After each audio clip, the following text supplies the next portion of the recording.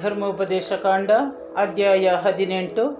ಯಾಜಕರಿಗೆ ಸಲ್ಲಬೇಕಾದ ಪಾಲು. ಯಾಜಕ ಸೇವೆ ಮಾಡುವ ಲೇವಿಯರಿಗೆ ಹಾಗೂ ಲೇವಿಯ ಕುಲದ ಸರ್ವರಿಗೆ ಇತರ ಇಸ್ರಾಯೇಲರಂತೆ ಸ್ವಂತಕ್ಕಾಗಿ ಭೂಸ್ವತ್ತು ದೊರೆಯುವುದಿಲ್ಲ.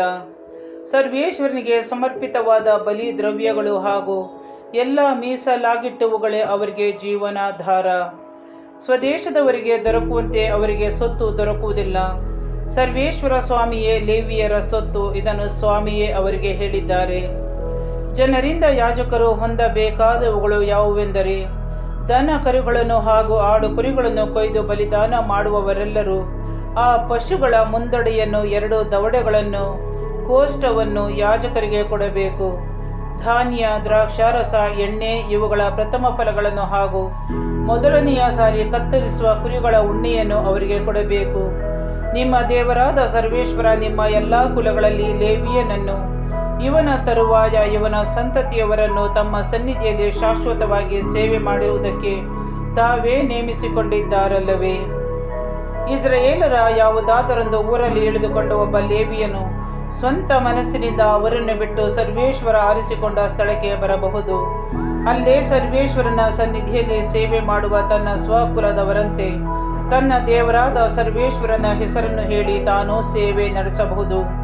ಅಂಥವನ ಕೈಯಲ್ಲಿ ಪಿತ್ರಾರ್ಜಿತ ಸೊತ್ತನ್ನು ಮಾರಿದ ಹಣವಿದ್ದರೂ ಮಿಕ್ಕ ಲೇವಿಯರೊಂದಿಗೆ ಸಮವಾದ ಪಾಲಿಗೆ ಬಾಧ್ಯನಾಗುವನು.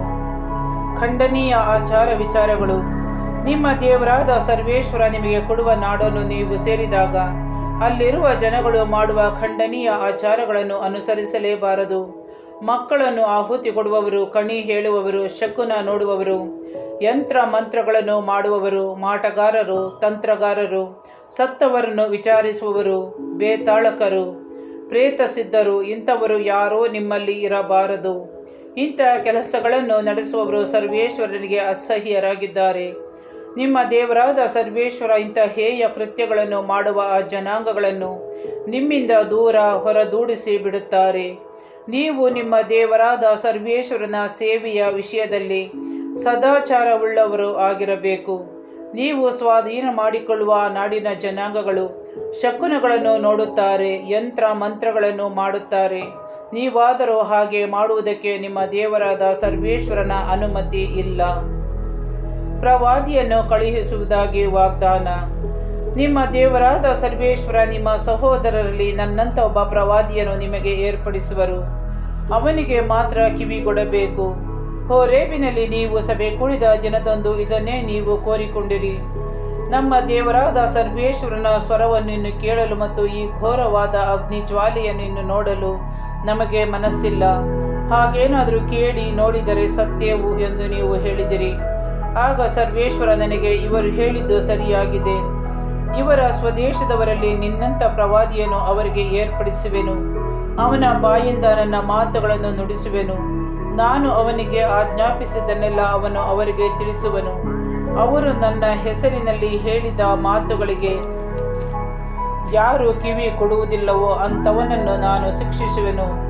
ಆದರೆ ಯಾವ ಪ್ರವಾದಿ ನನ್ನಿಂದ ಅಧಿಕಾರ ಹೊಂದದೆ ನಾನು ಪ್ರೇರಣೆ ಮಾಡದ ಮಾತುಗಳನ್ನು ಸರ್ವೇಶ್ವರನ ಮಾತೆಂದು ಜನರಿಗೆ ತಿಳಿಸುವನು, ಇಲ್ಲವೇ ಇತರ ದೇವರುಗಳ ಹೆಸರಿನಲ್ಲಿ ಮಾತಾಡುವನೋ ಅವನಿಗೆ ಮರಣ ಶಿಕ್ಷೆಯಾಗಬೇಕು ಎಂದು ಹೇಳಿದರು. ಪ್ರವಾದಿ ಹೇಳಿದ ಮಾತು ಸರ್ವೇಶ್ವರನ ಮಾತಲ್ಲವೆಂದು ತಿಳಿದುಕೊಳ್ಳುವುದು ಹೇಗೆ ಎಂದುಕೊಳ್ಳುತ್ತೀರೋ? ಪ್ರವಾದಿ ಸರ್ವೇಶ್ವರನ ಮಾತೆಂದು ಹೇಳಿ ಮುಂತಿಳಿಸಿದ ಸಂಗತಿ ನಡೆಯದೆ ಹೋದರೆ ಅವನ ಮಾತು ಸರ್ವೇಶ್ವರನದಲ್ಲವೆಂದು ನೀವು ತಿಳಿದುಕೊಳ್ಳಬೇಕು. ಅವನು ಅಧಿಕಾರವಿಲ್ಲದೆ ಮಾತಾಡಿದವನು, ಅವನಿಗೆ ಹೆದರಬಾರದು.